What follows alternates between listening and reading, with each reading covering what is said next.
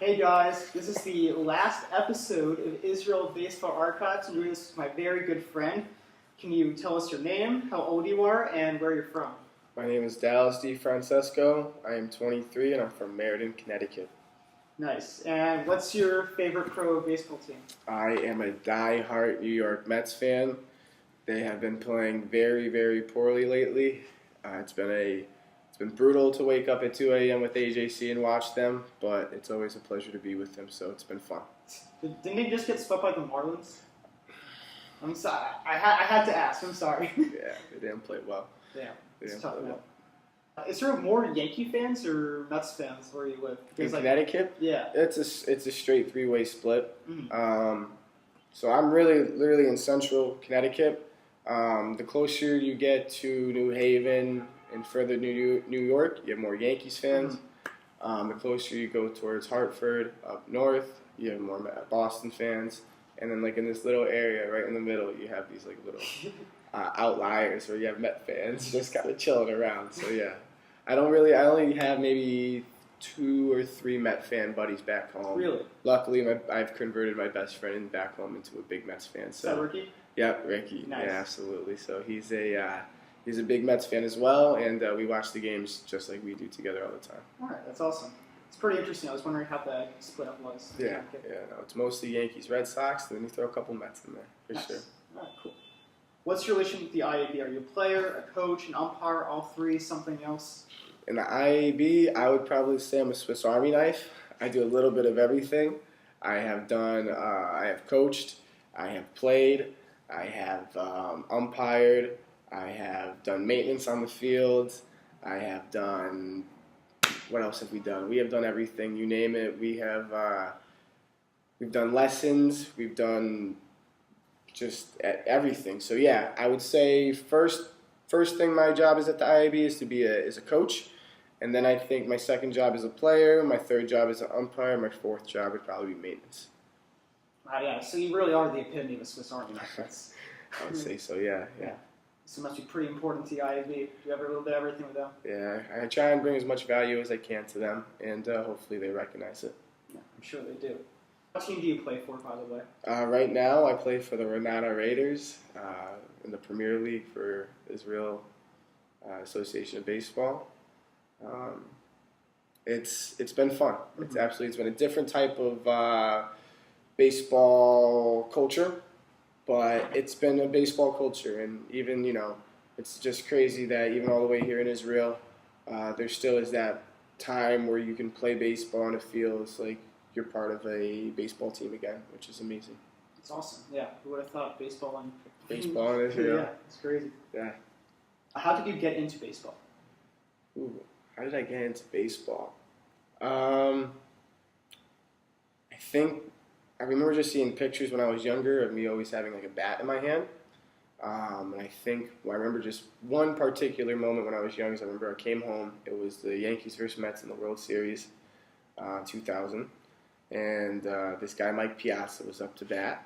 And I asked my dad who that was. And he told me Mike Piazza. And like forever that moment, he was my favorite player. I wanted to be a catcher. I played that. I was trying to be a T-ball catcher. There was no catcher in T-ball at the time, but I wanted to be a catcher. I just remember going outside in the backyard, just playing baseball, playing my own game, hitting off the tee, just whatever I could do, trying to play baseball. Every game was backyard baseball. There was whatever I could do to make baseball part of my life. When I was younger, it was a thing. I had a wiffle ball field in the backyard. Still have a wiffle ball field in the backyard. My friends. My mom tells me stories that we have a pool as well, and my mom would say that I would just not let my friends go swim. They'd be like, "Get out, can we go swimming for a little bit?" Nope, we got to play wiffle ball. So yeah, no, just so it's been it was from an early age, and it's been more of a passion than even just a hobby. So yeah, wow, you really are a baseball junkie. Yeah, yep. It's the best and worst at times. I feel that. What's your background with baseball? Give me some of your accomplishments in baseball. Brag about yourself. Oh, all right. So, baseball, let's go from college. I got to Southern New Hampshire University in 2013. Going into that school, it was Division II. I just came off of a really good year in my senior year. Had a little recruitment there, but not as much as I would have liked now realizing it. When I first got there, I found out that I needed Tommy John surgery, and that was really tough as a freshman, moving away 3 hours away from home, finding out that your identity in a way was lost. And like you can tell that baseball is really part of my life. It's my passion. So when that was taken away from me, it was very hard. Got through it, came back, got healthy, went back to Southern New Hampshire in 2014 for the first semester of my sophomore year. I was close to making the team, but I ended up getting cut in the third round of cuts. After that, I made a decision that I didn't play base. I didn't get the surgery for nothing. I don't have this love for nothing. I'm going to keep striving for it. I then transferred to Plymouth State University, about an hour more north in New Hampshire. It's a Division III school in the LEC, Little East Conference. And I transferred there, and I was a bubble player. And I'm like, Jesus, what can I do to just play college baseball? And it was tough. Kept working. I made the team. I had an okay year. We weren't that good, but I had an okay year. I come back. I take on a lot of leadership. I get myself in the best shape at the time of my life. I have a really good year. The next year I was named a junior captain. That was really incredible for me because it showed how much faith my coach had in me when he wanted me to transfer here. I had a phenomenal year that year. I ended up coming back for my master's degree in my senior year of play baseball. I was named captain again, and I pitched, career-wise 60 innings in Division III baseball with a sub-3 ERA. It's not the best, it's not the worst, it's pretty good. It's pretty average, and I'm happy with it. So it's been fun to do that. I've been working in a scouting service called Prep Baseball Report for the last 5 years. Basically, I'm the middleman between colleges and high schools. I find kids that are top, above average athletes in baseball. I watch them, I write about them, I film them, I talk to them, I get them to sign up to our event, and then I bring the colleges to come and watch them. And then from there, we create a profile, and they are allowed to use that profile to help them get recruited to colleges.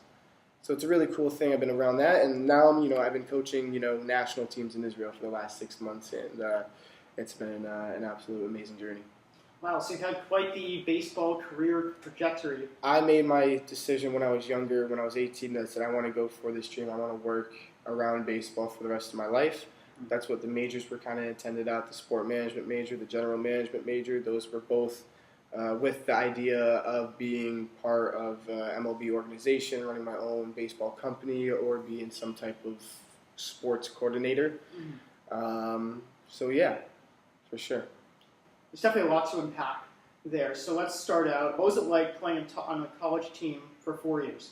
Take me through the day of a college baseball player. Day of a college baseball player. When we're in season, I'll tell you two. I'll tell you a practice day and I'll tell you a game day. A practice day for me was waking up around 10 o'clock a.m., sometimes 11, and you're like, okay, that's late, but just understand why.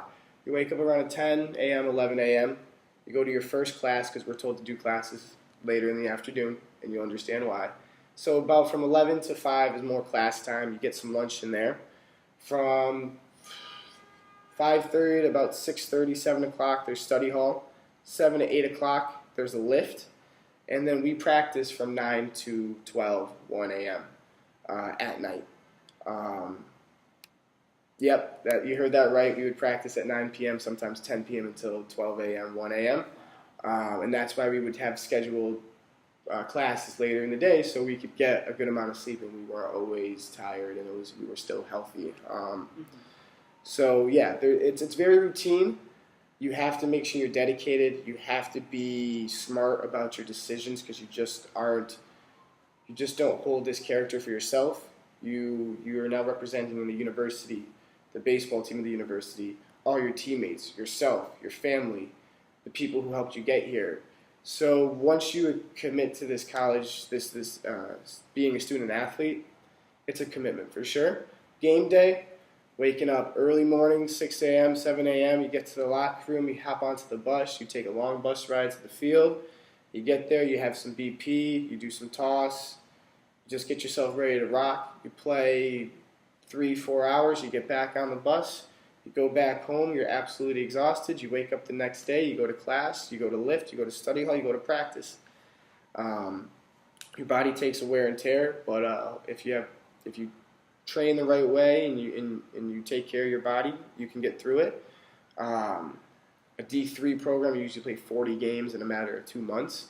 Wow. Division II, you're playing probably 60 games in a matter of 10 weeks.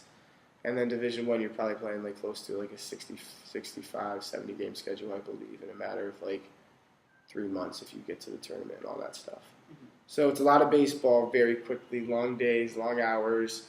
It's tough when you start going through these droughts when you can't win, you can't hit, you can't pitch, you're struggling. Just got to stay positive and just keep working it out and just trying to get yourself better every day. Yeah. So that lifestyle must have been perfect for you since, baseball is your life. It's such a big part of your identity. Absolutely, absolutely. But of course, there's times where it's tough. You have you have 2 exams on the next day, and you need to study for them, but you also have to work for your team. And how can you balance? Mm-hmm. And once you understand time management and balance, then it really helps you ride out to it. And then once I figured out my time management skills and figured out a good balance of what I want to do with each day, I was able really to get focused more on baseball, and absolutely, for sure. That's awesome, dude. Okay, so we got through what it was like to be a college baseball. Now about your career as a scout. So first 2 questions. How long have you been a scout for, and how did you get into scouting? I would say I have been a actual amateur scout for the past 3 years, and I've been working in the scouting industry for the past 5 years. I got into it just from an old coach that used to train me. He coached at Fairfield University, Fordham University, George Washington University, some really good schools. And he said, hey, I just bought into this company called PBR, Prep Baseball Report, and I need a guy. 18 years old, just coming out of my freshman year at high school, still coming off my injury and rehabbing. Sure, sounds pretty good to me. At that time, I was just making a little money coaching. This sounds like some extra money on the side. Of course. Year 2, we're starting to pick up a little bit more. People know about us a little bit more, and I'm still figuring out the ways to getting it going. Not too bad. Year 3, I come in, something clicked on how to get, and I think it's just from working those 2 past years. You get the score sheet ready. You call up the coaches, you let them know, hey, this is who I am, this is what I want to do, this is what I'm looking for. I was able to schedule private practices to watch kids. I've been able to go and watch individual players just from coaches calling me saying, I have a guy that I want you to look at. I've been able to help find kids that are just freak athletes, get them involved, and all of a sudden they start getting buzzed. I've helped kids get, recruited to some really big D1 schools. I've been involved with some D1 coaches, answering questions about the player and being a reference for them. It's really cool. It's really amazing. Just sitting down, you see someone like, for instance, the University of Hartford coach, Justin Blood. Hey, Coach Blood, how are you? Nice to see you. Nice to see you again, And it's very wild how close the industry is because the University of Hartford coach played with my college coach. Wow. That University of Hartford coach was the assistant coach for UConn. I went to the UConn camp when I was 14, and I remember talking to him. So there's a lot of different things that are very united, and it helps too when your name is Dallas because it's kind of something that sticks. That's how I kind of got into the industry, and that's how long I've been scouting for. So you certainly know your ins and outs of the scouting industry. So take me through your mindset when scouting a game. Scouting a game. All right. So it's kind of funny. So I have 2 different types of ways. So I have a scouting game where I'm just going to maybe find a kid, just to find, just to see what I can find. And that's kind of more like freestyling in a way. Like I just kind of look online for some tournaments, find a roster, see a game that, online, and just go to it and watch it. Other times there's posted games, and I know that this team has some good coaches and they have a good roster, and that's when I go into it. And it's like not a mandatory, but it's a set scouting game. And then when I have games where I know that I'm going and I'm watching a certain player or I'm watching a certain team, it's usually pretty cool because you get about 45 minutes early. Talk to the coaches. The coaches know who you are usually because you contact them before or you've already contacted them in the earlier of the season. Just show face. You let the kids see your shirt. This is like a typical shirt that I would wear out. Just something kind of flashy. It says PBR. They know what the company is. And then you sit and you watch and you take in and you watch for everything. How they handle themselves. Do they look like they have projectility? Do they think of Are they having freakouts after they get out? Or are they handling it well? Are they bearing down when the pitches get tough? Is their swing fluid, or is it just luck? Are they 3 for 3 with 3 bloops? Or are they 0 for 3 with 3 lineouts? It goes into everything, and you just have to watch with the open eye, and you have to be fair. You can't look at a kid and just say, "I like the way that kid looks. I want him to be good," because then you'll start believing that he's good. You have to just watch the game and see how everything goes. Make your notes. When the game's over, usually on my ride home, that's when I decompress. I think about who was really good. And then I jot a little bit more note, maybe make a couple little stars on my scouting sheet. And then the next day I'll write an article if I need to, or I'll pass the word out to my boss or to the coach or to whatever source I need to pass it to. It's really cool. Yeah, thank you for sharing that. No problem. For example, you watch a player, and you like him, and you talk to him afterwards. What happens next? So if I came and I watched you, for example, and I really liked you, if I said, "Wow, this kid has good hands. He's a fire competitor. He gets it," Mm-hmm. I'd say, "Hey, Adam, come here." Say, "Hey, my name's Dallas DeFrancesco. I work for Prep Baseball Report New England. Have you ever heard of PBR? Yes, sir. No, sir. Yes, coach. Whatever they want to say." If they say no, I explain to them we're a recruiting service. We're a showcase service. We are the middleman between colleges and high schools, and I think that you're a top-level athlete, and I want you to come to one of our events. Here's an invitation.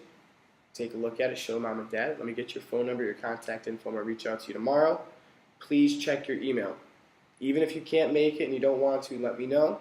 I just want to talk to you a little bit because I think you have a chance to play at the next level, okay? That's all I have to say. Boom. Easy and done. Mm-hmm. I don't want to gas them up any more than I want to. I don't want to tell them that I think they can play Division I because then they're going to go tell mom and dad that some scout told them they can play Division I, and then they blame it on me when they don't play Division I. Mm-hmm. I just say that I believe that you have the talent to play at the next level. At that point, it's in their hands and what they want to do. If it's someone that, some kids I'll be like, "Hey, Adam, good game today. How'd that event go last time? I thought that you played really well. You had some coaches coming. I didn't get too many. All right, well, here's the next event. Talk to mom and dad. Swing looks better. I think you should make this one." Mm-hmm. I try and be as fair. It is, yes, obviously we make money off of this. But you pay us close to maximum $350 for very good service, for at least 4, 5, 6 real at-bats, a couple innings pitched, velocity, measurables, profile, videos, analysis. It's a pretty good deal. It's a pretty good deal. Nice. When you're scouting, do you ever prioritize talent over coachability? You hate to do it, but of course, sometimes you can't help it. Coachability is great. It's one of my favorite attributes when it comes to a player is being able to talk to them and have them listen. But when the game's on the line and you need something to get done, you got to put your talented players in there. And it's okay to make to make a setting and learn a lesson, but not in important games. If it's an important game and it's time for you to win, and you got to put your kid out there who's doesn't have the best attitude, but he's probably the best player, you got to throw him out there. That's what I believe. And you can even see it in the MLB. Think about it. Bryce Harper's gotten into a lot of fights, a lot of ejections. He's probably not the most likable guy in the clubhouse, and he's probably not liked around the league all that much. He's still a good guy, but does that mean they're not going to play him every day? Yeah. Absolutely not. Yeah. You see, but the contract. Exactly. So Yeah, I think sometimes you have to play your talent over your coachability kids, but the coachability kids are usually the ones that will end up more successful down the road Mm-hmm. because they just are more adept to understanding people and taking in just different types of ideas. Mm-hmm. And they're usually probably a bit more level-headed too. Yeah, more humble. Yeah, which definitely helps with baseball. Of course. You struggle a lot. Nobody likes an asshole. Yeah, of course. What's the best player that you helped get into college baseball? Which best player helped get into college baseball?